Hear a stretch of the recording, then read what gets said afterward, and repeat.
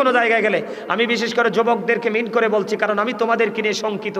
কারণ তোমাদের যেই জেনারেশন, এরাই যাবে ম্যাক্সিমাম জাহান্নামে, এরাই যাবে। আমি আজকে জান্নাতের বাগানে আমি তোমাদেরকে বলে গেলাম, তোমরা মোবাইলে কথাটা রেকর্ড করে রেখো।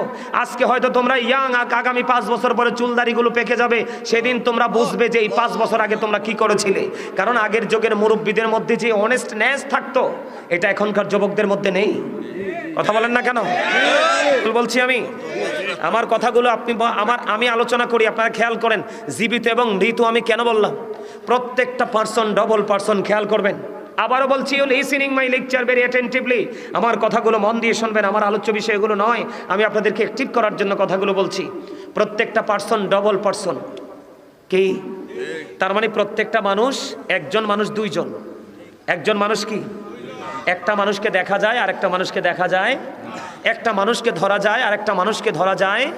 একটা মানুষকে স্পর্শ করা যায় আর একটা মানুষকে স্পর্শ করা যায় না। এদিকে তাকান।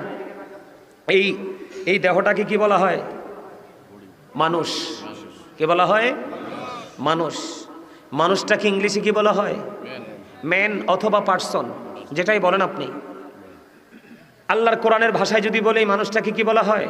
কখনো আল্লাহ বলেছেন ইয়া আইয়ুহান নাস, আবার কখনো বলেছেন ইনসান। এই ওয়ার্ড মিনিং, শব্দ যদিও ব্যতিক্রম, মিনিং কিন্তু একটাই।